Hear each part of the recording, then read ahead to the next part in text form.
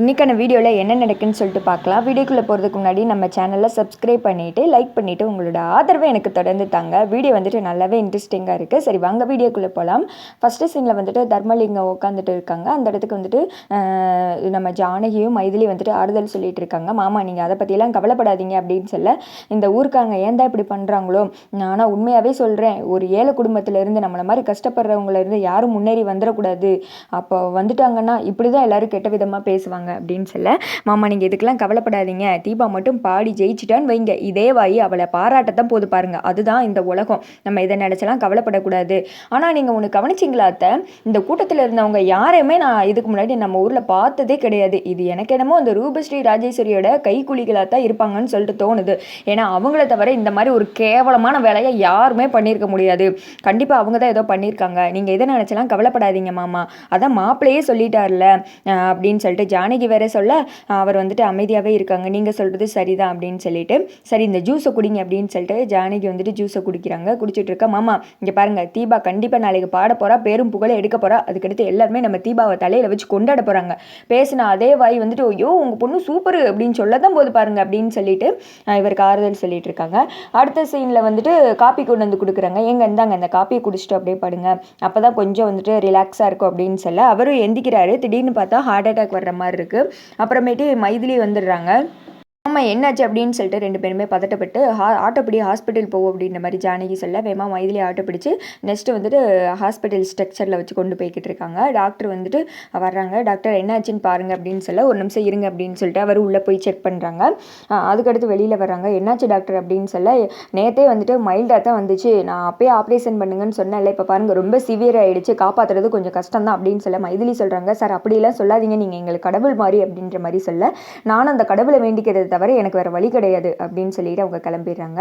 என்னடி இப்படி சொல்கிறாங்க அப்படின்னு சொல்லாத, நீங்கள் கவலைப்படாதீங்க அப்படின்ற மாதிரி சொன்னால், சரி தம்பி கால் பண்ணு அப்படின்ற மாதிரி ஜானகி சொல்ல, வேமா அந்த பக்கம் காமிச்சிட்ருக்காங்க. தீபா வந்துட்டு ட்ரெஸ்ஸிங் டேபிளில் உட்காந்து அவங்க அப்பா வாங்கி கொடுத்த ஜுவல்ஸ்லாம் போட்டு பார்த்துட்டு இருக்காங்க. அந்த இடத்த கார்த்தி வர்றாங்க. கிளம்பிட்டீங்களா அப்படின்னு கேட்க, கிளம்பிட்டேன் சார், நான் நல்லா இருக்கேனா, சூப்பராக இருக்கேன்னா, அந்த நகை எனக்கு செட் ஆகிடுச்சு அப்படின்னு கேட்க, அழகாக இருக்கீங்க அப்படின்ற மாதிரி சிரிச்சுட்டே கார்த்தி சொல்ல, கார்த்திக்கு வந்துட்டு ஃபோன் வருது. ஃபோன் அட்டன் பண்ணி பேசுகிறாங்க. பார்த்தா அது அந்த டேரக்டர் அந்த தர்ஷன் இருக்காங்களா, அவங்க தான் கால் பண்ணியிருக்காங்க. இன்னும் கொஞ்சம் நேரத்தில் வந்துட்டு ரெக்கார்டிங் வச்சுருவோம், நீங்கள் எதுக்கும் ஒரு 1 ஹவருக்கு முன்னாடியே வந்துருங்க, ஏன்னா அவங்க இப்போ தான் ஃபஸ்ட் டைம் பாட போகிறாங்க, கொஞ்சம் நர்வஸாக இருக்கும், ஒரு மாதிரி பதட்டமாக இருக்கும், இங்கே வந்து கொஞ்சம் டேக் எடுத்துக்கிட்டாங்கன்னா கொஞ்சம் ஃப்ரீ ஆகிடுவாங்க அப்படின்னு சொல்ல, கிளம்பிட்டாங்க, நான் கொஞ்சம் நேரத்தில் கூட்டு வந்துடுறேன் அப்படின்னு சொல்ல, சரி சிஸ்டர் பார்த்து கூட்டுவாங்க அப்படின்னு சொல்லிட்டு அவங்களும் ஃபோனை கட் பண்ணிடுறாங்க. அடுத்து உள்ளே வந்து உட்காந்து ஃபைல் பார்த்துட்டு இருக்க, மறுபடியும் ஃபோன் வருது. யாருன்னு பார்த்தா மைதிலி தான் கால் பண்ணுறாங்க. சொல்லுங்கள் அப்படின்னு கேட்க, தம்பி கொஞ்சம் மாறன் ஹாஸ்பிட்டல் வர முடியுமா அப்படின்ற மாதிரி சொல்ல, என்னாச்சு ஏன் அப்படின்ற மாதிரி கார்த்தி வந்துட்டு ஷாக் ஆகுறாங்க. மாமாவுக்கு திடீர்னு வந்துட்டு ஹார்ட் அட்டாக் வந்துருச்சு, கஷ்டன்ற மாதிரி சொல்கிறாங்க, வாங்க தம்பி அப்படின்னு சொல்ல, இதோ வரேன் அப்படின்னு சொல்லிட்டு விறுவிறுன்னு எழுந்து போகிறாங்க கார்த்தி. அப்போ வந்துட்டு தீபா வந்துட்டு என்னாச்சு அப்படின்ற மாதிரி கேட்க, ஒன்றும் இல்லை, எனக்கு ஆஃபீஸில் கொஞ்சம் சின்ன பிரச்சனை ஆயிடுச்சு, நான் போயிட்டு உடனே வந்துடுறேன் அப்படின்னு சொல்லிட்டு கிளம்ப, தீபா வந்துட்டு என்ன இது கார்த்திக் சார் முகமே சரி கிடையாது, ஒரு மாதிரி அதிர்ச்சியான மாதிரி இருக்காரு, என்னவா இருக்கும் அப்படின்ற மாதிரி யோசிச்சுட்டு இருக்கா. கார்த்தி வந்துட்டு வேமா ஹாஸ்பிட்டல் தான் போகிறாங்க. அந்த பக்கம் மைதிலியும் ஜானகியும் பயங்கர பயத்தில் இருக்காங்க. என்னாச்சு அப்படின்ற மாதிரி கேட்க, இந்த மாதிரி ஹார்ட் அட்டாக் வந்துருச்சு அப்படின்றாங்க. டாக்டரும் வெளியில் வர்றாங்க. டாக்டர் என்னாச்சு, காப்பாற்ற முடியுமா அப்படின்ற மாதிரி கேட்குறாங்க.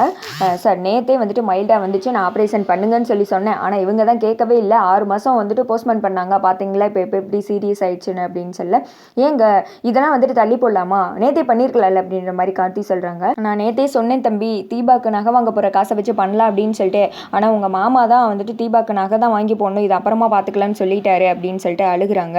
யோச்சே அப்படின்னு சொல்லிட்டு கார்த்தி அப்செட்டில் இருக்க, கார்த்தி வந்ததை வந்துட்டு அந்த ஹோல் வழியாக பார்த்துடுறாங்க. உள்ள தீபாவோட அப்பா மாப்பிள்ளை மாப்பிள்ளை அப்படின்னு சொல்லிட்டு புலம்ப, நர்ஸ் வந்துட்டு வெளியில் சொல்கிறாங்க, மாப்பிள்ளைன்னு புலம்புறாரு அப்படின்னு சொல்ல, கார்த்தி வந்துட்டு நான் தான் போய் பார்க்கலாமா அப்படின்னு சொல்ல, கார்த்தி வந்துட்டு உள்ளே போகிறாங்க. மாப்பிள்ளை அப்படின்னு சொல்ல, மாமா நீங்கள் ரொம்ப ஸ்ட்ரெயின் பண்ணிக்காதீங்க, படுங்க அப்படின்னு சொல்ல, இல்லை நான் வந்துட்டு பேசியே ஆகணும், இப்போது என் பொண்ணு நீங்கள் நல்லபடியாக பார்த்துக்கணும், அது மட்டும் கிடையாது, நான் இப்போ உடம்பு முடியாமல் இருக்கேன் அப்படின்னு சொல்லிட்டு நீங்கள் தீபா கிட்ட சொல்லவே கூடாது, அப்படி மட்டும் சொல்லிட்டீங்கன்னா அந்த பாட்டெல்லாம் விட்டுட்டு அவள் ஸ்ட்ரைட்டாக என்னை பார்க்க வந்துடுவா, அவளோட ஆசை இதுதான், என்னோட கனவு இதுதான், மாப்பிள்ளை நீங்கள் வந்துட்டு எல்லாத்தையும் பார்த்துப்பீங்களா அப்படின்ற மாதிரி ரொம்ப ஃபீல் பண்ணி பேசுகிறாங்க. அந்த சீனை பார்க்கும்போது நமக்கே வந்துட்டு அப்படியே ரொம்ப ஃபீலிங்காக இருந்துச்சு. அப்புறமேட்டி கார்த்தி சொல்கிறாங்க, சரி நான் சொல்லலை அப்படின்னு சொல்லிட்டு இருக்க, அவர் வந்துட்டு ரொம்ப இரும ஆரம்பிச்சிடுறாங்க. அப்புறமேட்டி மாஸ்கெல்லாம் போட்டு அவரை வந்துட்டு ட்ரீட்மெண்ட்டுக்கு கொண்டு போகிறாங்க. அடுத்து வந்துட்டு கார்த்தி வெளியில் வெளியில் வந்துடுறாங்க. வந்ததுமே ஆப்ரேஷன் பண்ணிடலாம், நீங்கள் எதுக்கு கவலைப்படாதீங்க அப்படின்ற மாதிரி மைதிலிக்கும் ஜானகிக்கும் ஆறுதல் சொல்கிறாங்க. இதுக்கு சைன் போடுங்க அப்படின்ற மாதிரி ஒரு நோட்டை கொண்டு வந்து நீட்டாக ஜானகி வந்துட்டு முழிக்கிறாங்க.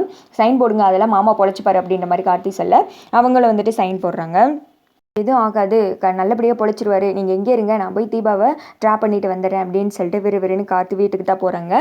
கார்த்தி கார் வந்ததுமே ஹால்லேருந்து எல்லோரும் பார்க்குறாங்க. என்னாச்சுப்பா, ஏன் வந்துட்டு முகம் சோர்வாக இருக்குது அப்படின்ற மாதிரி கார்த்தியோட அப்பா கேட்க தீபாவோட அப்பாவுக்கு ரொம்ப சீரியஸாக இருக்குது அப்படின்னு சொல்ல இதெல்லாம் தெரியாமல் அந்த பக்கம் தீபா வந்துட்டு சாங் ப்ராக்டிஸ் பண்ணிகிட்டு இருக்காங்க. என்னோட வர அப்பா, என்னோட தெய்வம் அப்பா அப்படின்ற மாதிரி லைன்ஸ்லாம் இருக்குது. அதெல்லாம் வந்துட்டு ப்ராக்டிஸ் பண்ணி பார்த்துட்டு இருக்காங்க. என்னாச்சு, நேற்று கூட நல்லா தானே இருந்தார் அப்படின்ற மாதிரி அபிராமி கேட்க ஹார்ட் அட்டாக்லாம் எப்படி வரும்னு சொல்ல முடியாது, திடீர்னு வரலாம் அப்படின்ற மாதிரி கார்த்தியோட அப்பா சொல்கிறாங்க. இல்லைப்பா, அவருக்கு நேற்றே மைல்டாக வந்திருக்கு, ஆனால் தீபாவுக்கு நகை வாங்கி போடணும் அப்படின்னு சொல்லிட்டு அப்புறமா பார்த்துக்கலான்னு விட்டுட்டாரு அப்படின்னு சொல்ல எல்லாருமே ஒரு செகண்டு ஐஸ்வர்யாவோட அம்மாவை பார்க்க அவங்க அமைதியாகிடுறாங்க.